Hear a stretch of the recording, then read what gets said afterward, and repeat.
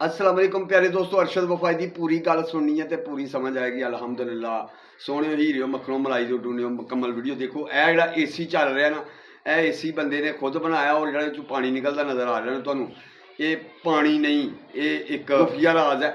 ये भी तुहानू वहाने और प्यारे दोस्तों देखो कि इसकी कूलिंग कितनी होएगी और इनू बनाने का तरीका मुकम्मल वीडियो देखो। और तुम अपने घर दे बना सकते हो। गर्मी का मौसम चल रहा, बहुत ज़्यादा गर्मी है और गर्मी के मौसम के यहो ਜਿਹੇ जुगाड़ ला के ना तो ए सी वाला मज़ा लै सकते हो।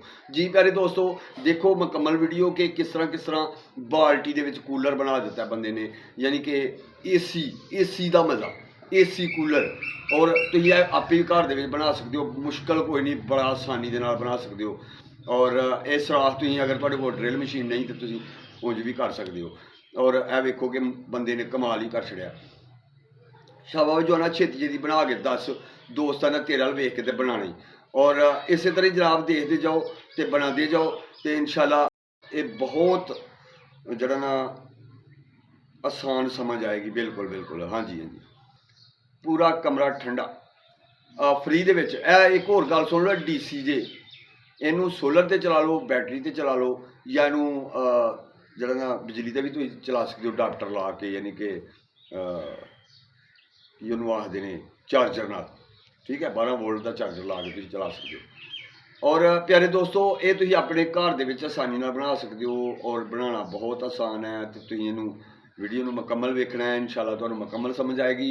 नवे दोस्त चैनल को सबसक्राइब करो, नाल बैल आइकन का बटन उन्होंने क्लिक कर लो ताकि साड़ी हर वीडियो का नोटिफिकेशन तुहाडे तक आसानी पहुँच जाए जी।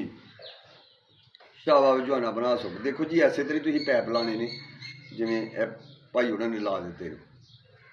ठीक है माशाल्लाह जी, ज़बरदस्त अच्छा आइडिया, अच्छा आइडिया। बहुत सारे लोग फ़ायदा चुकणगे इस गर्मी के मौसम तो जरा ने ठंडी हवा लैन वास्ते और जरा कि ए सी वाला मज़ा लैन वास्ते। ये अपने घर च बनाओ तुम, ये कोई मुश्किल तो है ही नहीं। ये मैं ना कि शदाई जो बंदा ना वो भी घर दे बना सकता है। तुम तो माशाल्लाह समझदार हो।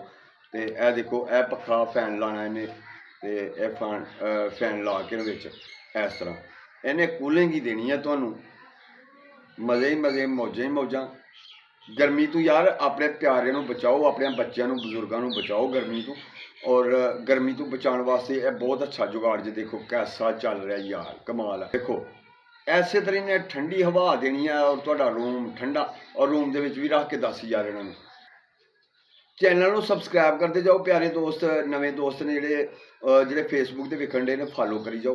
तो चंगे चंगे जुगाड़ इंशाल्लाह तुहाडे वास्ते जो ना अपलोड करता रहूँगा। शाबाश जवाना शाबाश।